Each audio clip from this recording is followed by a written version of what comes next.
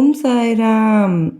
ఎవరైతే ప్రతినిత్యము లేస్తూనే ఈశ్వర భారం నీదే అంటూ నిద్రలేస్తారో, ఎవరైతే ఏ సమస్యలలోనూ ఆవేశపడకుండా, నోరు పారేసుకోకుండా శివయ్య భారం నీదే అని మౌనంగా భారం నా మీద వేస్తారో, అట్టి నా భక్తులను, నా బిడ్డలను యముడైనా సరే తాకడానికి భయపడతాడు.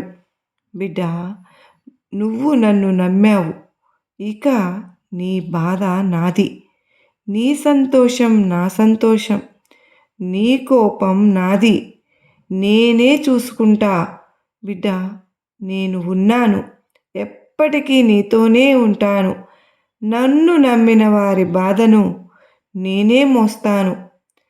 నీ తప్పు లేకుండా నువ్వు పడే ప్రతి మాటకి, ప్రతి అవమానానికి, నువ్వు తలదించుకుని పడిన ప్రతి బాధకు నీ శివయ్య నేను కోపంతో రగిలిపోతున్నా.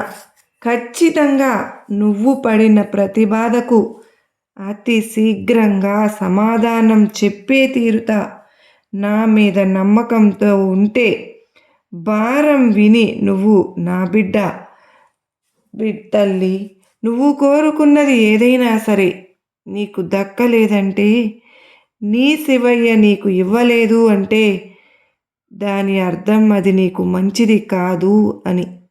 అంతకంటే 100 రెట్లు మించింది నీ తండ్రి నీ జీవితంలోకి పంపబోతున్నాను అని అర్థం చేసుకో. నీకు ఏది మంచిది, ఏది వద్దు అనేది ఈ తండ్రి కన్నా బాగా ఎవరికి తెలుసు బిడ్డా?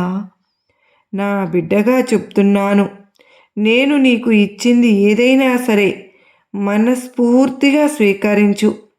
నా బిడ్డవు కనుకనే ఈ అదృష్టాన్ని నీకు దగ్గర చేస్తున్నాను.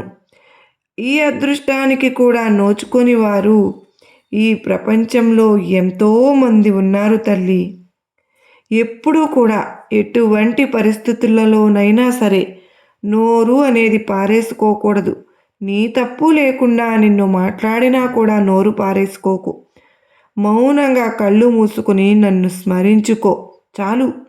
నువ్వు మాట్లాడితే నీ మాటే సమాధానమవుతుంది, కానీ నువ్వు మౌనంగా నన్ను స్మరించినప్పుడు ఆ సమాధానం నేను చెబుతాను. ఆ కర్మను నేలమట్టం చేస్తాను. నిన్ను బాధ పెట్టిన ఆ నోటిని మరలా నేను నిన్ను ఇంకొకరికి కానీ మాట్లాడే అవకాశం ఇవ్వను.